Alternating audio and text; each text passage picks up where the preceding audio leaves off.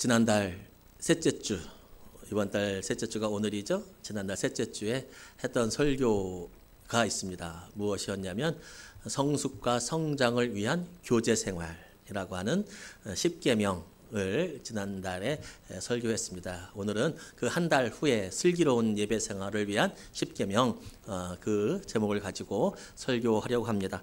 혹시 기억하십니까? 성숙과 성장을 위한 교제 생활 10계명 기억하시죠?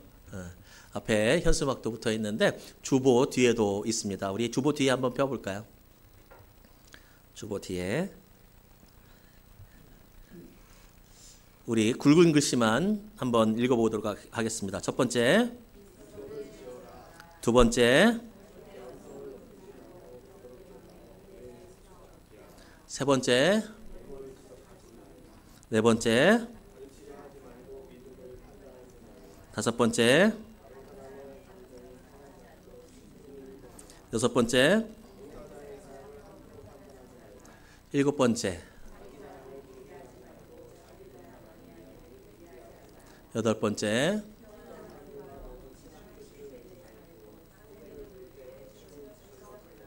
아홉 번째, 열 번째.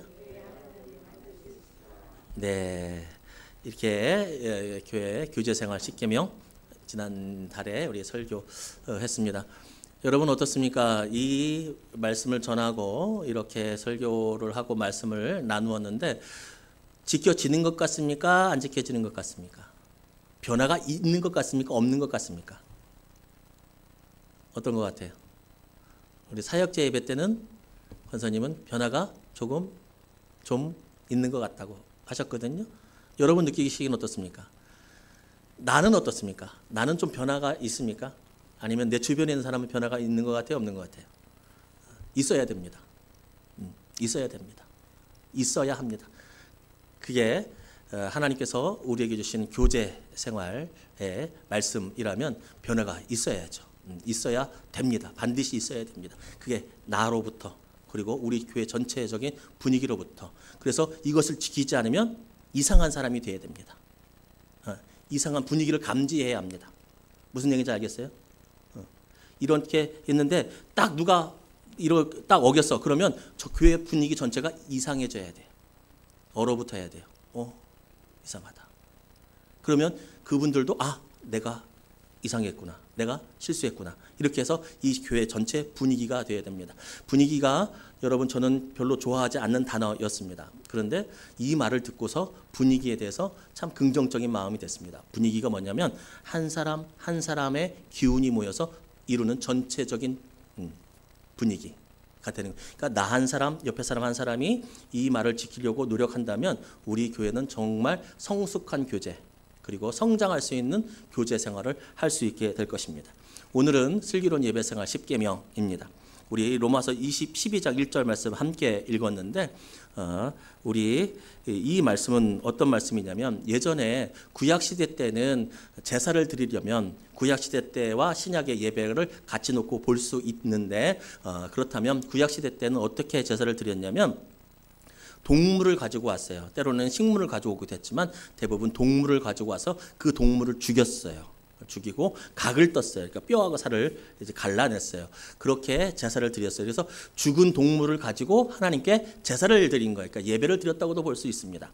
예배를 드린 거예요. 죽은 동물로. 그런데 우리는 이제 신약 시대에서 예수님께서 단번에 우리의 죄를 담당하시고 제물이 되어 주셔서 우리는 이제 죽은 동물로 예배드리지 않고 살아있는 우리의 삶으로 예배를 드려야 된다라고 하는 말씀이 오늘의 말씀입니다. 그러니까 죽은 동물로 예배 안 드려도 된다. 그러니까 죽은 동물로 예배 드리는 거 그거 쉬운 일 아닙니다. 이제 각을 뜬다고 하잖아요. 각을 막 뜨잖아요.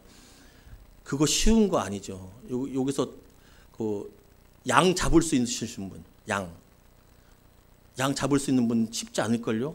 나는 못 잡아요. 저는 옛날에 저기 어디 가가지고 그 한 15년 20년 된 것 같은데 그 장례식장을 갔거든요. 할머니가 돌아가셨다고 해서 갔는데 그 장례식장을 갔는데 거기서 동네에서 지금은 병원에서 많이 하지만 거기는 시골이어서 그런지 동네에서 하더라고요. 그러니까 돼지를 한 마리 잡더라고요. 그때 알았습니다. 돼지 멱다는 소리가 저런 소리구나. 막 꽥꽥거리는데 막 온 동네가 막 떠날 것 같아요. 막 피 다 막 하수구에 흘려보내고 막 처음 봤어요. 양을 잡으면 제사장이 각을 뜨는 게 아니에요. 제사를 드리러 오는 사람이 각을 뜨는 거예요. 만약에 우리가 지금 시대에도 그렇게 예배 드려야 된다면 그거 쉽지 않을 것 같아요. 근데 이제는 우리가 그렇게 되는 것이 아니라 예수님을 믿는 마음으로 살아있는 우리가 예배 드릴 수 있는 존재가 될 수 있다라고 하는 것이죠. 이것을 넓게 보면 우리가 일상에서도 예배 드리는 자로서 살아갈 수 있다. 일상에서 거룩하게 살아있는 예배자로 살아야 된다. 예배 드리는 장소로 일상에서 살아야 된다라고 볼 수 있고, 좁게 본다면 살아있는 우리가 함께 모여 특별하게 모인 이 자리가 예배의 자리로 살아있는 예배로 드려야 된다라고 볼 수 있습니다.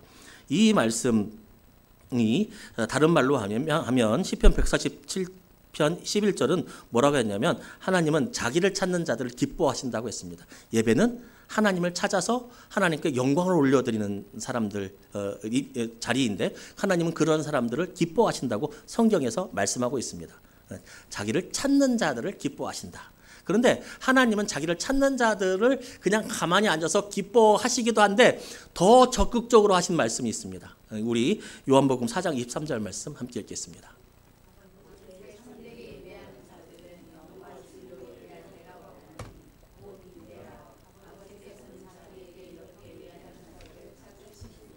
아멘. 하나님께서는 시편에서 자기를 찾는 자들을 기뻐한다라고 말씀하셨고, 이제는 신약시대 때 또 다른 성경에서는 요한복음에서 뭐라고 하냐면 그냥 가만히 앉아 계시는 분이 아니라 자기를 예배하는 자들을 찾아가신다라고 하는 이야기, 말씀을 우리에게 전해주고 있습니다. 이 예배하는 자를 찾는다, 이 말이 어떤 의미입니까? 오늘 우리가 모여서 예배 드립니다. 이 예배를 드리는데 이것을 인간적인 우리가 이해할 수 있게 표현을 하자면 하나님의 성령께서 지금 이곳에 다니면서 이곳에 지나시면서 예배하는 자를 찾으신다는 거예요. 그래서 전심으로 감사하고 집중하는 사람들을 발견을 하면 찾았다라고 되는 거예요. 여기는 우리가 있어서 우리만 보이고 하지만 하나님께서는 우리를 한 명씩 한 명씩 얘가 진심으로 예배 드리고 있는가를 바라보시고 찾는다는 거예요. 그래서 그것으로 기뻐하신다는 거죠.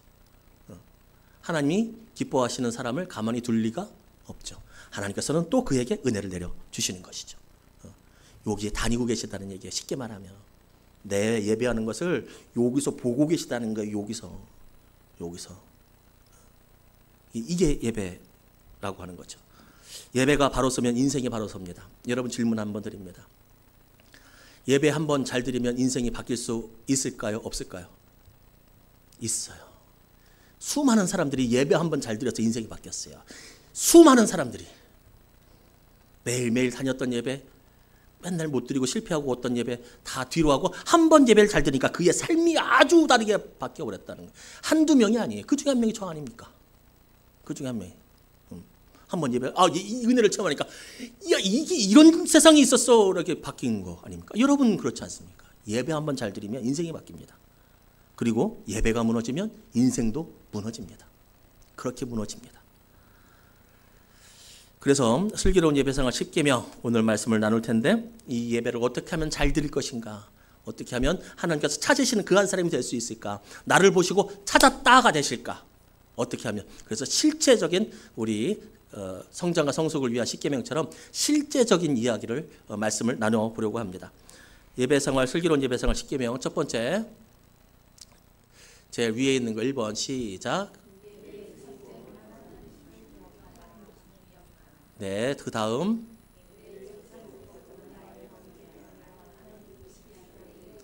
네, 아주 중요한 말씀이죠.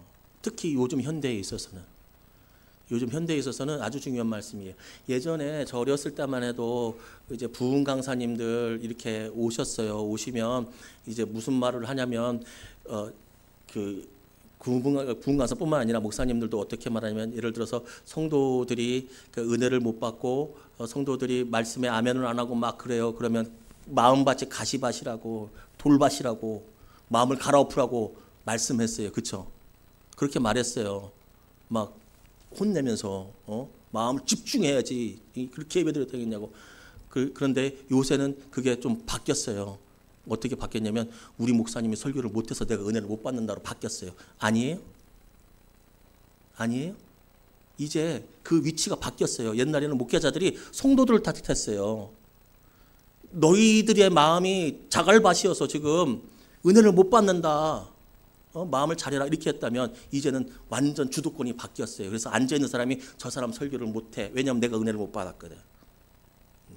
저 사람이 말씀이 못 전해서 내가 은혜를 못 받은 거야. 이걸로 바뀌어버려서 어느 순간. 이게 어떻게 더 큰 파장이 되냐면 이제 모든 예배의 시스템은 나를 중심으로 돌아가야 돼요. 내가 봤을 때 음악이 좋아야 되고요. 내가 봤을 때 설교가 들을만 해야 되고요. 내가 봤을 때 온도가 맞아야 되고요. 내가 봤을 때 이 환경이 괜찮아야 돼요. 교회 인테리어가 괜찮아야 되고요. 내가 중심이에요. 내가. 그런데 예배는 내가 중심이 아닌 거예요. 예배는 내가 중심이 아니에요. 예배는 설교자가 중심이 아니에요.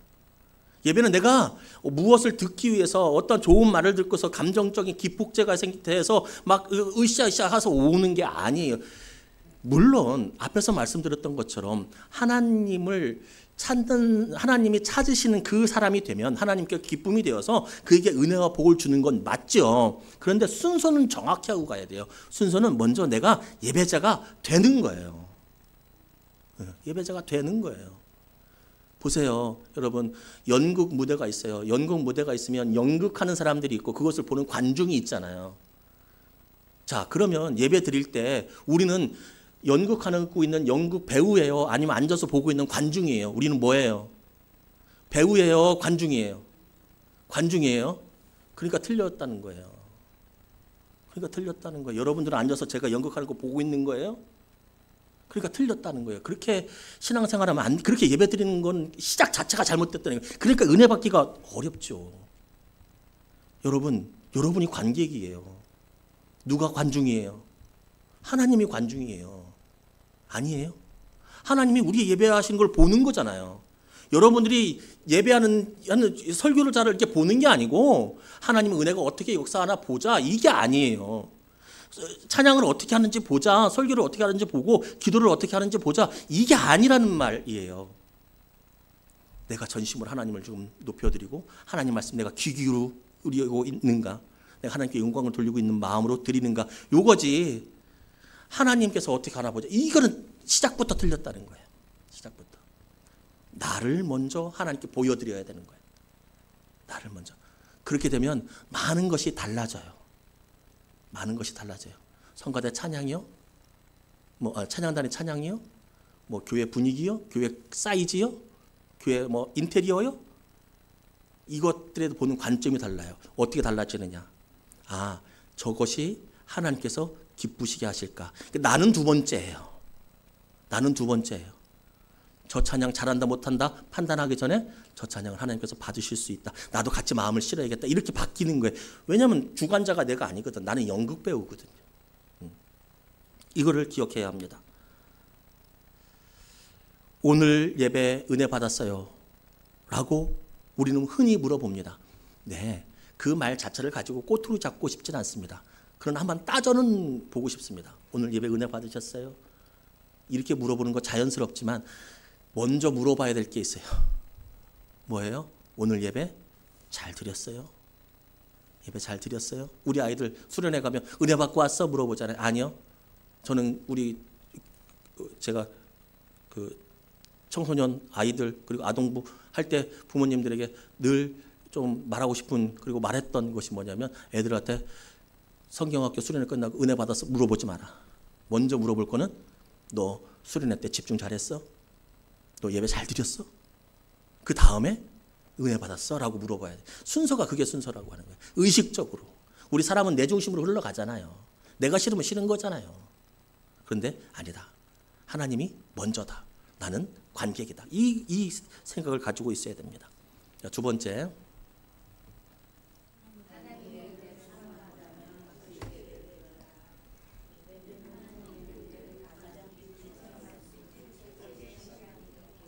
네, 하나님의 은혜를 사모하고 하나님께 은혜를 받고 싶고 하나님의 복을 받고 싶다. 그러면 가장 먼저 무엇을 해야 됩니까? 예배 아닙니까? 예배.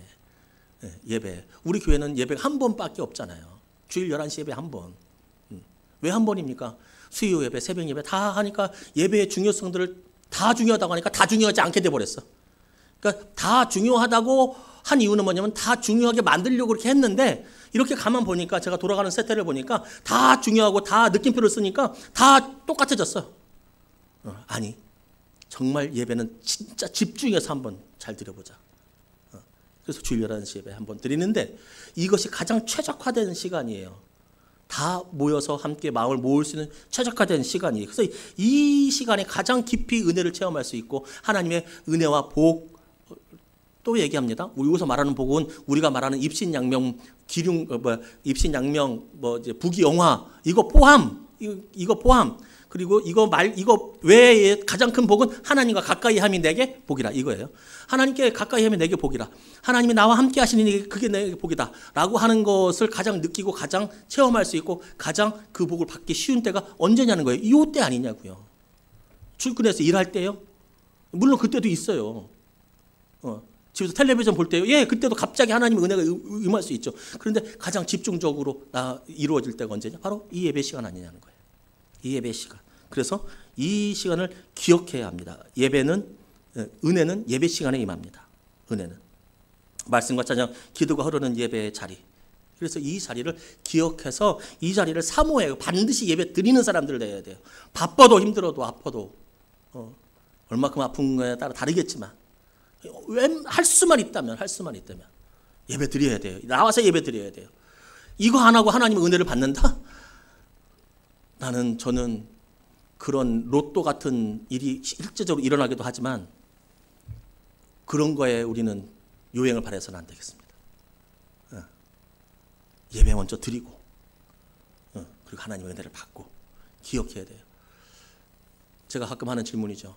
예배 잘 드리는 사람이 믿음이 좋은 사람이 예배를 잘 드릴까요? 예배를 잘 드리는 사람이 믿음이 좋은 걸까요? 좋아질까요?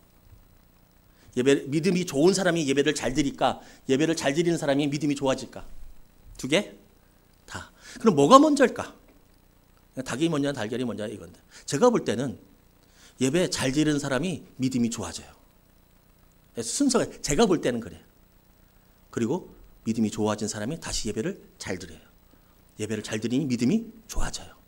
하나님의 은혜가 더 충만케 임하게 된다는 거예요. 그러니까 나와서 예배드리고 예배 시간을 꼭 지키고 예배 시간에 하나님을 만나는 사람들이 하나님께서 주시는 은혜를 받아 누릴 수 있다는 거예요. 두 연인이 있었어요. 연인이 있었는데 남자친구가 저기 섬으로 발령이 났대요. 발령이 나서 이제 너무 멀어서 이제 볼 수가 없는 거예요. 그래서 한 1년 정도 이제 헤어져 있어야 될 수밖에 없는 그 상황이에요. 근데 남자친구가 이 여자친구를 너무 사랑한 거예요. 여자도 남자를 사랑했고요. 섬에 가서 전화도 있고 다 있지만 편지를 그렇게 썼대요. 매일매일 거의 매일매일 잊지 않고 오늘은 무슨 일이 있었고 오늘 너는 어떻게 지냈고 편지를 이렇게 매일매일 이렇게 썼대요. 정성껏 써서 1년을 이렇게 편지를 써서 보냈대요. 근데 이 여자가 결혼한대요. 누구랑 결혼할까요? 이 여자가 누구랑 결혼할까요? 우체부랑 결혼했대요. 우체부랑 결혼했대요. 매일 편지 전해주니 한 번 보고 두 번 보고 세 번 보고 네 번 보고. 여러분 하나님 한 번 빠지면 14일 예배 못 드리는 거예요. 한 주일 빠지면 14일 못 드리는 거예요. 두 번 빠지면 21일 못 드리는 거예요. 아니에요, 맞잖아요. 일주일에 한 번이잖아요. 두 번 빠지면 21일 못 드리는 거예요. 그 전주. 여러분 예배 자리를 지켜야 돼요. 그래서 하나님과 친하게 지내야 돼요. 자꾸 만나야 되고 자꾸 들어야 돼요. 우리가 그렇지 않습니까? 몸이 멀어지면 마음도 멀어지는 거예요. 예배와 멀어지면 믿음도 하나님도 멀어지는 거예요. 우리가 그렇지 않습니까? 우리가 하나님하고 매일 만나고 이렇게 교제를 해야지 맨날 우체부하고 맨날 만나니까 우리는 평소에 맨날 누구랑 만나는 거예요? 우체부하고 맨날 만나는 거예요. 우체부하고 맨날 나가서 세상 사람들하고 그중에 믿는 사람이 있으면 다행이지만 믿는 사람 없으면 다 안 믿는 사람들이잖아요. 보통은 일할 때 그렇고 평소에 말할 때 보통 그리고 믿는 사람 만나도 교회 신앙적인 얘기 하나요. 그냥 사는 얘기 하지. 그러다 보면 이제 우체국하고 같이 좋아하게 되는 거예요. 한 주 빠지고 두 주 빠지고 세 주 빠지고 네 주 빠지고 하면 안 되는 겁니다. 하여튼 은혜를 사모하고 예배를 드려야 돼. 예배의 자리를 지켜야 됩니다. 자, 세 번째 마찬가지 지금 좀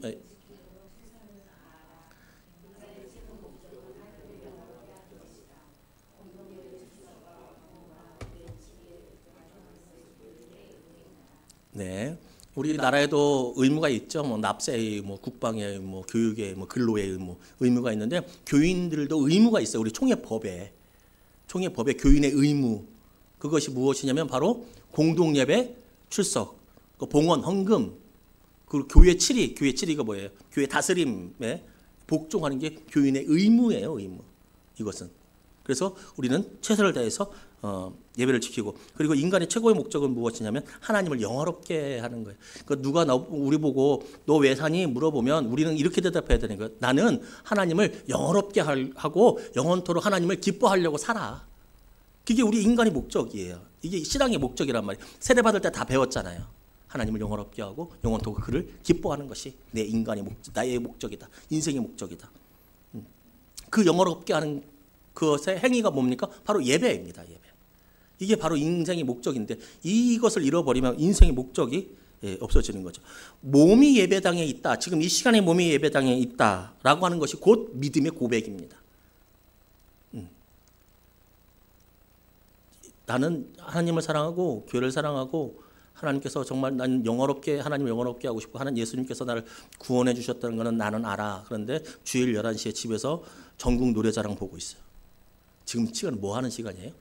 옛날에는 전국 노래자랑 같은 거 했는데 전국 노래자랑 보고 있어. 그러면서 나는 하나님을 사랑하고 교회를 사랑하고 난 구원받은 백성이고 이게 신뢰가 가요? 신뢰가 갑니까? 몸이 이곳에 있다는 것은 여러분 잘하신 겁니다. 잘하신 거예요. 있다는 것은 믿음으로 표현됐기 때문입니다. 아무나 이 자리에 나오는 것은 아닙니다. 항상 예배 자리에 지키도록 최선을 다하시고 4번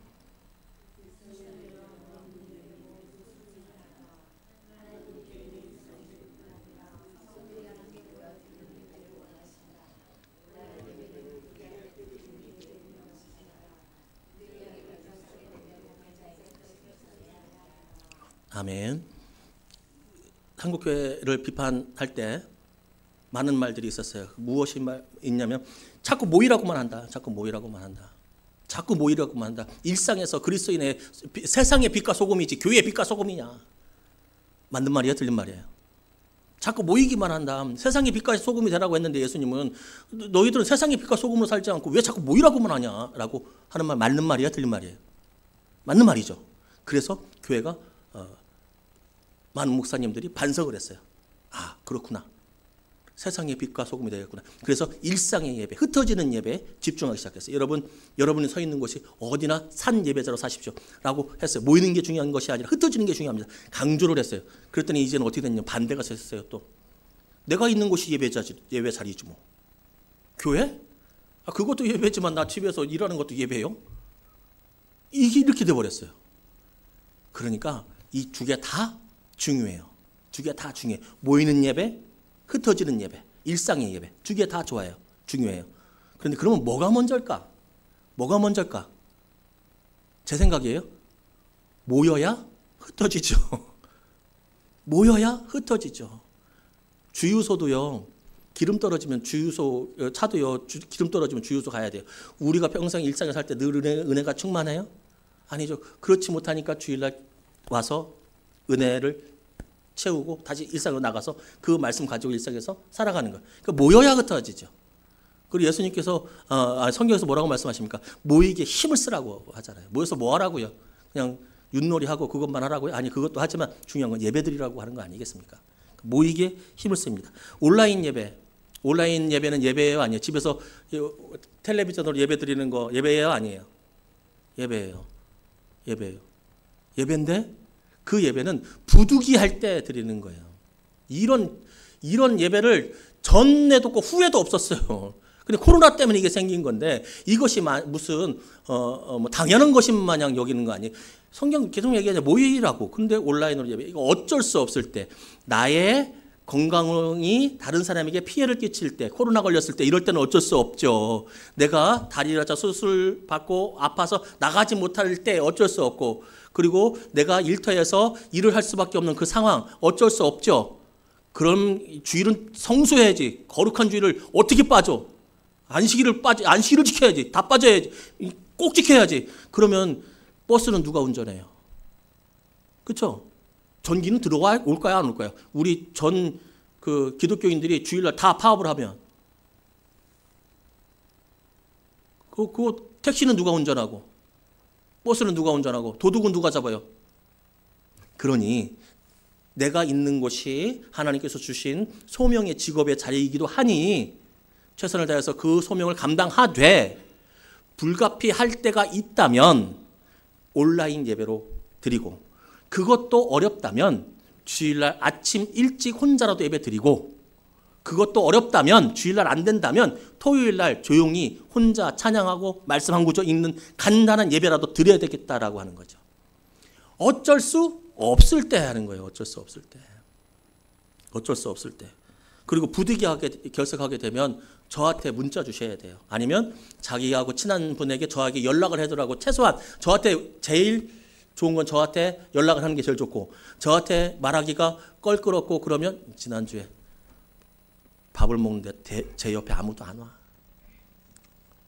혼자 먹는데 장로님 오시긴 했는데 저 반대편 멀리 앉았어. 자꾸 제 옆에 사람들이 이제 안 오기 시작해요. 제가 한번 얘기했죠. 우리 어머님, 안 되겠다. 유튜브 때문에 안 되겠다 이거. 하여튼 그래, 안 와. 그러니까 그래도 제가 맨날 하는 얘기 있잖아요. 여러분 억울합니까? 억울하면 목사하십시오. 그런데 제 옆에 안 오니까 우리 권사님이 뭐라 하냐면 억울하면 성도하세요. 그래서 참 말씀도 잘하신다. 제가 좀 어려울 수 있다고 생각을 해요. 저는 정말 그렇게 안 하고 싶은 사람이 있지만 그러면 옆에 있는 사람에게 통해서 알려주셔야 돼요. 그렇죠? 알려주셔야 돼. 누구누구 집사님, 권사님, 장로님 못 오신대요. 이렇게 알려주셔야 돼. 여러분 학교에서 며칠 빠지면 무단결석 몇 번이면 나라에서 찾아오죠. 요즘 하도 아동 문제가 있어가지고 그럴 거예요 아마. 그러니까 무단결석 몇 번? 무단결석을 예를 들어서 뭐 5일 했다. 그럼 얘한테 무슨 일이 생긴 거야 지금. 그러니까 나라에서 얘를 이제 관리하기 시작해요. 무단결석.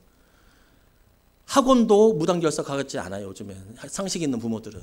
근데 교회를 무단결석하면 되겠습니까? 교회를 무단결석하지 마십시오. 알려드려야 돼요. 알려주시고 그래야 제가 알고 그리고 또 그것이 또 나의 신앙생활에 또 덕이 되는 것이죠. 5번째.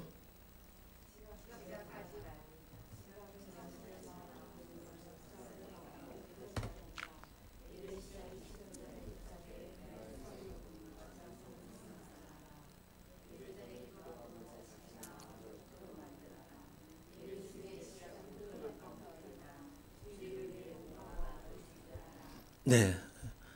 지각하면 이제 들어오기 얼마나 본인도 그렇잖아요. 본인도 여러분 생각해 보세요.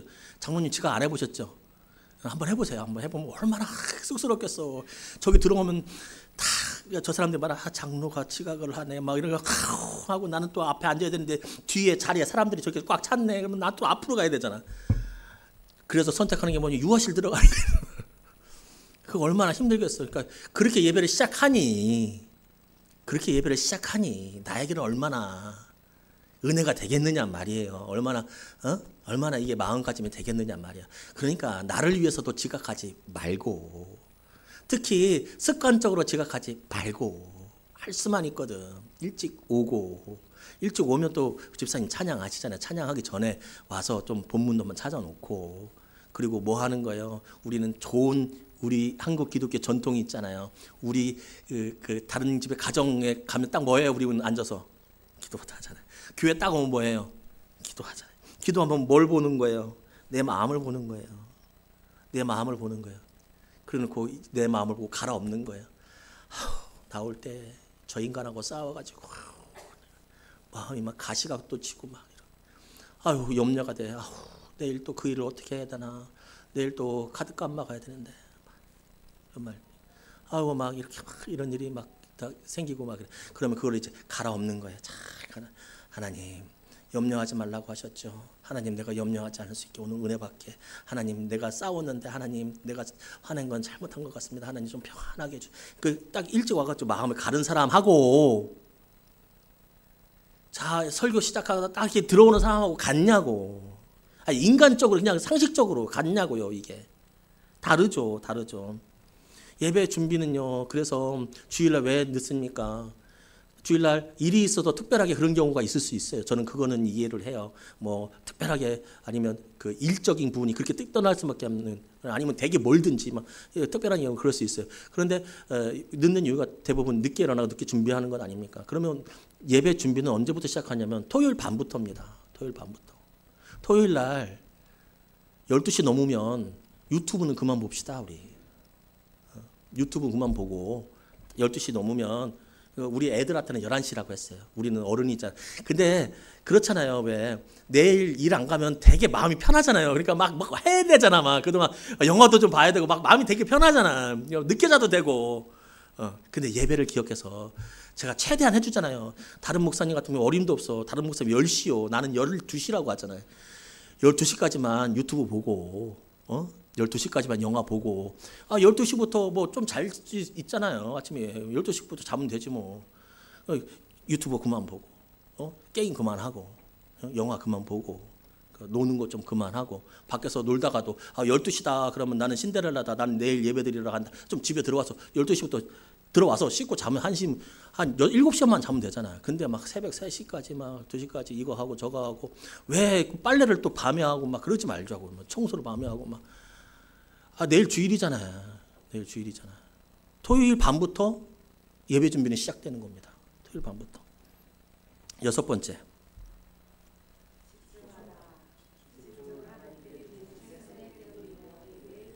네, 집중은 집중. 이건 맨날 얘기해서 아시죠? 예배는 집중입니다. 예배를 어떻게 신령과 진정으로 드립니까?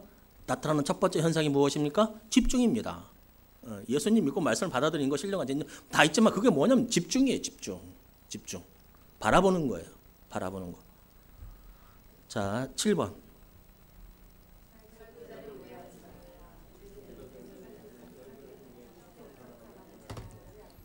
네, 설교자를 오해하지 마십시오. 목회자를 오해하지 마십시오. 제대로 된 목회자는요, 설교단에 서가지고 한 사람을 비난하려고 그 말씀을 전하지 않습니다. 제대로 된 목회자는 정신박힌 목회자라면 그렇게 하지 않습니다. 그렇게 하지 않습니다. 그 사람을 비난하고 내가 그 사람을 이겨먹으려고 하지 않습니다. 그런데 설교를 하다 보면 여러분 그럴 때 있어요? 저 얘기 내 얘기인데 있어요? 그럼 무슨 생각하는 거예요? 목사님 나한테 욕하려고 저 얘기를 하나. 지난주 내가 졸았다고 예배 시간에 졸지 말라고 하는 거 보니까 내가 졸은 걸 보고 저렇게 하는 이 생각이 들잖아요. 들을 때 있잖아요. 여러분들은 마음이 좋아서 그렇게 안 그럴 수 있지만 둘이 싸웠어. 다음 주에 설교할 때 제가 싸운 걸 알았어. 싸우지 말고 서로 사랑합시다. 설교해야 돼요. 넘어가야 돼요. 해도 되고 넘어갈 수도 있고. 근데 여러분 싸우지 맙시다. 서로 화평합시다. 용서합시다. 했어요. 그럼 목사님이 저 집사님 편 들어가고 저 설교하고 저 얘기할 때 나를 보고 하네. 뭐 이렇게 된다고요 이게. 그런데 제대로 된 설교자는 그 사람을 까내리려고 하는 게 아니라 우리에게 하나님 말씀을 우리 교회에 이루기려고 하는 것이지. 그리고 뒤집어 놓고 보잖아요. 그 말이 제가 설교하면 마음에 찔리는 게 많은 사람. 장로님, 솔직히 제가 설교하면 찔리는 게 좀 있어. 많은 사람. 이 사람이 은혜 받는 사람들 아니에요? 다른 사람들은요 양심에 화인 맞은 사람들이 있어요. 양심에 화인 맞은. 제가 이 흉터 있죠 여기. 이 흉터 있거든요. 이거 느낌 나요 안 나요? 날까요 안 날까요? 흉터 화상 쫙 입었어요. 그 세포 다 죽었죠. 느낌 안 나요. 양심에 화인을 맞았어요. 양심에 거리낌이 없어요. 그래서 하나님 말씀이 들려도 나는 아무렇지도 않아. 여러분 다투지 맙시다. 사랑합시다. 자기가 싸워놓고서 아무렇지도 않아. 그러면 오히려 그게 안 좋은 거지. 설교자가 성경의 말씀대로 바르게 선포해서 그 말씀이 나에게 찔리면 그게 좋은 거지. 그러면 거기서 내가 바꿔야겠다라고 생각을 해야지. 목사님이 나한테 뭐라고 하려고 저 말씀하시는 거요. 나 저 사람 편들라고 저 말씀하시는 거예요. 안 그런다고요. 안 그런다고요. 안 그런다고요. 제가 여러분 그 말씀으로 여러분 이겨서 뭐 하게요? 여러분 이겼다고 손 칩시다. 그러면 하나님이 저를 가만 두시겠냐고요. 너는 하나님 말씀 전하는데 그것을 가지고 다른 사람 이기려는 도구로 쓰니? 여러분도 마찬가지예요. 자녀들한테 그러지 마세요. 너 성경에 이렇게 써 있어. 너 하지 마. 부모 공경하는 이런 말 하지 마세요. 의도가 불순하잖아요. 그러니까 오해하지 마세요. 그리고 설교는 바르게 전하면 그 말씀은 아멘 하는 거예요. 바르게 전하려고 제가 얼마나 했습니까? 저도 애를 씁니다. 여러분. 설교 준비하면 제가 책 몇 권 읽는 줄 아세요? 책만 본문 읽고 구상하고 뭐 이거 하고서 말고 책만, 주석책만 옛날에 13권 14권 읽었어요. 너무 힘든 거예요. 줄이려고 해요. 줄였어요. 많이 줄였어요. 근데 줄이는데 왜 힘든 줄 아세요? 저기에는 또 다른 해석이 있을 것 같아요. 저 책에는. 그래서 13권이 너무 힘들었어요. 너무 힘들어요. 그래서 많이 줄이고 있어요. 왜냐하면 보편적으로 비슷비슷한 게 있더라고요. 그래서 많이 줄였어요. 그래도 4-5권이에요. 기본적으로 4-5권이에요. 기본적으로. 그러면 그것만 봅니까? 나는 개인적으로 이걸 안 보고 묵상 안 합니까? 그리고 다른 분들이 글 쓴 거 안 봅니까? 어떻게든 바르게 하려고 노력합니다. 그러니 설교자를 오해하지 마시고 나를 치려고 한다. 뭐 이렇게 하지 마시고 교회의 유익을 위해서 하나님의 말씀을 선포하는 거다. 아니 반대로 얘기하죠. 하나님 말씀이 교회의 유익이 되는 줄로 믿으시기 바랍니다. 양심에 찔리면 거기부터 시작입니다. 자, 8번 말씀.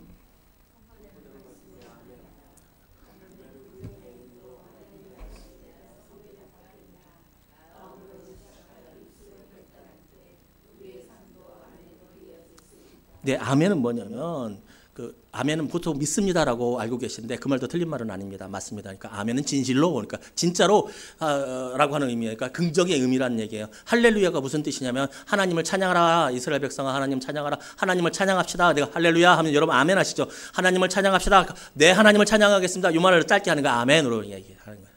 이게 여러분 하나님 믿으시기 바랍니다. 아멘. 하나님 믿어야죠. 요 얘기거든요. 요 얘기가 왜 입술로 나와야 되느냐? 여러분 이거는 심리학적으로 이렇게 지능적으로도 마찬가지예요. 그냥 눈으로 보는 거하고 글로 쓰는 거하고 또 다르거든요. 입술로 고백을 하고서 이 미술의 고백이 목회자가 듣기 전에 또 내 옆에 있는 사람이 듣기 전에 누가 먼저 듣습니까? 내가 먼저 듣잖아요. 그러니까 내가 해야겠다라고 결단을 하는 거예요. 여러분 예배 시간 지각하지 맙시다. 아멘 하면 내가 해야겠다. 못할 수도 있지. 근데 내가 결심을 해야지. 그렇게 아멘을. 그래서 우리가 삶으로도 아멘으로 긍정적으로 이어질 수 있어요. 여러분 아멘 하시기 바랍니다. 아멘 잘 하시는 분들이 계셔요. 몇 분이 계셔요. 그들의 삶이 아무래도 더 열매 맺을 것 같아요. 내가 먼저 입술로 고백하잖아요. 우리가 순복음도 아니고 아멘 할렐루야 인정하시면 아멘 이거 안 하잖아요. 인정하시면 아멘. 비싸지 않습니까? 인정하시면 아멘. 거기는 믿으시면 아멘 아니에요. 인정하시면 아멘. 그러니까 안 하잖아요. 그런데 가끔씩 이렇게 말을 들어야 여러분들도 입술로 고백을 하고 하잖아요. 크게 하면 더 좋고. 그렇다고 해서 막 2번 하시는 분도 많아요. 아멘 아멘. 한 번만 합시다 우리는. 그리고 옛날 그 이전 교회 알잖아요. 거기에서 거기 아멘 집사님 계셨어요. 아멘, 아멘. 아니 아무 말도 아니요. 아멘 할 때 아무 말도 아니요. 그러니까 예를 들어서 예수님께서 이렇게 그 베다니로 가셨습니다. 아멘, 아멘.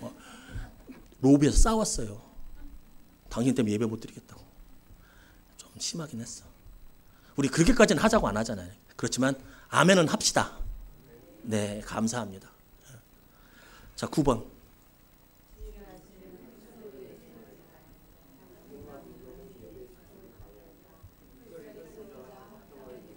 예, 주일 아침에 좀 싸우고 오지 마십시오. 저도 몇 번 설교 가기 싫어. 제가 제 진짜 큰 기도적이 뭐였는 줄 아세요? 아동부 설교를 너무 하기 싫은 거예요. 막 속이 막 뒤집어지는 거야, 막. 아시는 분은 아실 거예요. 왜 그런가를. 때로는 뭐라고 하고 올라가 앉아있어. 그때 이거 어떻게 되나. 싸우지 마세요. 아침에 나올 때. 남편하고 싸우지 말고, 아들하고 싸우지 말고, 딸하고 싸우지 말고. 오다가 끼어들게 딱 하잖아요. 그러면 하고 또 다음부터는 또 힘들잖아. 예배 때문에 산다. 참는다. 예배 때문에 참는다. 예배 때문에 참는다. 진짜. 갔다 오면 너는 죽었다. 하지 마시고 그냥 넘어가시고 참고. 특히 설교자하고 싸우지 마세요. 설교자하고. 여러분 목사하고 싸워보셨어요? 그거 힘듭니다. 그거 설교 듣기 힘듭니다. 설교 들리지도 않습니다. 그냥 가시방석입니다. 어떻게 하냐고요? 그럴 것 같아요. 저도 그렇다고들 해요. 사람들이. 한두 번 바뀌었어요. 제가 한두 명 바뀌었어요. 설교자하고 싸우지 마세요. 어떻게든 친하게 지내세요. 어떻게든 이해하려고 하세요. 제가 범죄까지도 저를 잘 봐달라고 하는 얘기가 아니에요. 그냥 상식선에서 목회자가 결정할 수 있는 선에서 그런 거는 저랑 싸우지 않는 게 중요해요. 저를 위해서가 아니에요. 저한테 잘 보이라는 얘기가 아니에요. 저는 여러분하고 싸우면요 어떨까요? 저는 설교하고 싶을까요? 진심으로 하고 싶을까요? 맡겨진 일 열심히 하고 그냥 욕만 안 먹게 그렇게 해도 돼요. 근데 사이가 좋아. 진짜 예수님 안에서 사랑하고 이 사람이 변해됐으면 좋겠어. 그러니까 막 이렇게 되는 거예요. 막. 여러분도 얼마나 힘들겠어요. 설교자하고 싸우면. 목회자하고 싸우지 마세요. 웬만하면 제가 횡령하지 않고 제가 범죄 저지르지 않고 제가 웬만하면 그런 거 아니면 조금 이해해 주세요. 여러분한테 복이 되는 거예요. 여러분한테. 그렇다고 제가 잘못하는 거 그냥 놔둬버리면 저도 나가니까 적당한 견제 기구가 또 있어야겠죠. 그런데 설교자하고 다투지 않아야 돼. 그리고 주일날 아침에 설교자에게 나쁜 소식 전하지 마세요. 주일날 아침에. 왜냐면 저도 막 생각이 뒤죽박죽이잖아요. 막 제대로 결정도 못 내릴 뿐더러. 그러니까 이게 영향이 되면 나도 설교하기 힘들거든. 그러니까 좀 민감한 문제는 설교 끝나고 아프거나 이런 것들은 바로바로 얘기해서 같이 기도할 수 있겠지만 민감한 교회 문제랄지 아니면 어떤 판단을 내려야 될 일상의 문제랄지 그거는 설교 끝나고. 자, 10번.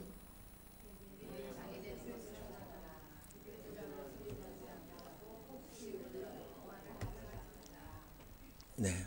예배 방해되는 거 뭐가 있을까? 제가 선풍기 왜 여기다 안 놓는 줄 아세요, 장로님? 장로님 맨날 갖다 놓으셔요. 더워서. 근데 내가 맨날 씌우니까 장로님도 안 갖다 놓으셔요. 왜 안 갖다 놓는 줄 아세요? 선풍기? 소리 나고, 그렇죠. 소리 나고, 소리 들어오고. 그리고 여러분들 보시기에 싫을까 봐. 더워도 참아. 방해되는 것 같아. 치우는 거예요. 그래서 저거 밑으로 가져 내려가야겠어. 처음에 놨더니 훅 들어가고 보기에도 좀 안 좋은 것 같아. 하여튼 방해되는 거 치워야 돼. 핸드폰 딱 뭐 하고서 켜놓고 딱 이게 놓으면 이게 방해가 되잖아. 또 뭐 있어? 주변 정리도 좀 잘하고. 그래서 깔끔하게 해놓고. 어떤 아들이 있었어요. 고등학생인데 머리가 빨간 빨주노 좀 하나만 빨간색 이면서 오토바이 타고 다니는 애예요. 공부를 잘할까요, 못할까요? 모르지만 못할 것 같죠? 모르지만 얘가 탁 하루는 아버지한테 공부를 못하는 애. 아버지 제가 마음 잡고 공부 좀 시작해 보려고 합니다. 학원비 좀 주십시오. 라고 했어요. 또 아빠가 어떻게 했을까요? 야 가가지고 머리나 깎고 와. 공부하라는 얘기예요? 말라는 얘기예요? 머리부터 정돈하고 와라. 그러니까 자세를 좀 바르게 해라. 누워서 듣는 거하고 앉아서 듣는 거하고 같아요? 달라요? 다르죠. 당연한 거 아닙니까? 이렇게 듣는 거, 제가 이렇게 설교하는 거하고 이렇게 설교하는 거 달라요? 같아요? 이렇게 한번 해볼까요? 제가 이렇게 설교? 친근합니까? 그러니까 서로 이렇게 커피숍이요 여기. 주변을 정리하고 핸드폰 꺼놓고 무음으로 놓고 진동으로 놓고. 그래도 깜빡하잖아요. 우리는 냉장고로 냉장고에 핸드폰을 놓는 사람들이잖아요. 깜빡 한다고. 띨띨띨 울린다고. 옛날에 사역했던 곳에서 목사님이 세게 얘기했어요. 주일날 예배 시간에 핸드폰을 울리는 사람들 말이야. 제정신입니까? 되게 혼났어요. 수요일 날 수예배를 드리는데 어디서 이런 거. 내가 뒤에서 부교육자자. 큰일 났다. 목사님 또 혼나게 당했다. 누군가 찾는 소리는 나는데 누군지를 모르겠는 거예요. 목사님 와 있었죠 여기서. 실제. 목사님 그 다음 멘트가 더 기가 막혀. 딱 목사한테 수요일 7시 반에 전하는 인간은 나쁜 인간입니다.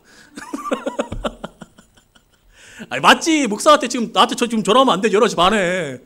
나쁜 인간이지. 그렇게 했어요. 근데 여러분 그렇게 깜빡깜빡 하잖아요.